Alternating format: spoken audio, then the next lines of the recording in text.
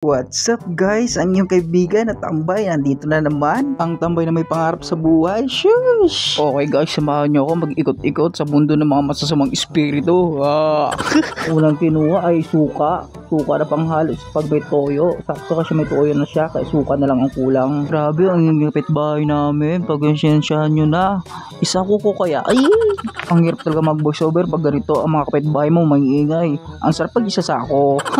Dito nga, di ko na nasabi kung anong pinagkukuha niya kasi nakapokus sa kapitbahay naming maingay. Yes! Kaya ito, pakita ko na lang sa inyo. Ayan, dito kumuha siya ng paminta, pang taboy aswang daw. Parang nahihiya na siya sa akin dahil bibidyo daw ako. Sabi ko mo, ikaw ang model ko, ayaw mo nun? Yes! Ito kumuha siya ng mantika, pampirito daw sa mga chismosang maingay. Yes! Ito naalala niya, dito daw kami kasi may nakalimutan daw siya yung pinaalala ng mama niya. Huwag daw kakalimutan kasi daw sasabunin siya. Yes! Eh di kung sasabunin man, di paliguan na rin, buhusan, hindi mas maganda, di ba? Yes! Naka, basic. Sabi ko sa kanya, maglibot ka lang, huwag mo matakot sa mama mo, matakot ka sa akin pag nawala ko. Yes!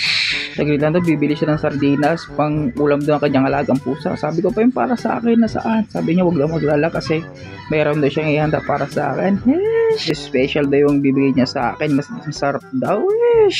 Sabi niya, ikuha ko daw siya ng San Marino sa taas kasi malit daw siya at hindi niya abot at ako daw matangkad-tangkad, abot ko daw, hindi ginuha ko din siya ng isang San Marino. Sabi ko, ito na, nakuha ko na, tara na, bilisan na natin, mas gusto kong tikman yung gusto kong ibigay sa akin ng ulam. Kasi yung pusa mo, alag-alaga mo, ako hindi. Answer naman yun, di ba? Yes! Sige daw, saglit lang daw. Hanapin nyo lang daw yung sinasabi ng mama niya, baka daw sabunin siya. Sabi ko, huwag ka naman sasabunin ka, magpaliguan ka na rin, mas maganda, di ba?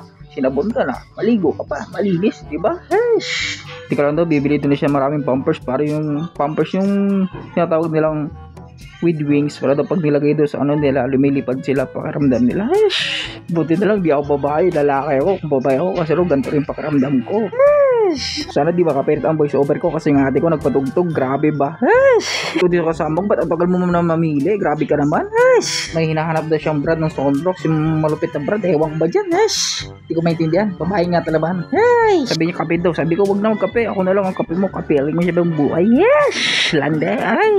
Ang hirap pala mag voice over kasi mga kapitbahay naman nag-iigay, may mga chismosa, may mga pangit, may mga pogi, may mga pangit, pero mas pogi ako at gwapo. Ang tagal nga namin dyan, nagtalo-talo pa kami. Siyempre lalaki di na nanalo sa mga bitibatean. Ayan, nanalo siya, okay lang.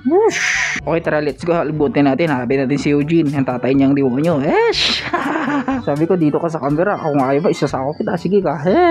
Natakot din, ayan, sumama siya sa camera, ang nakasimangot nga, ako pa hindi ngiti lang, siyempre pogi ko sa camera siyempre pag ngayda mo sarili mo kung pogi ka, diba, siyempre matutuwa ka. Ito, saglit na lang daw, pipiliin ko siyang ulam niya, pambaon niya sa trabaho, at ito, last na rin daw.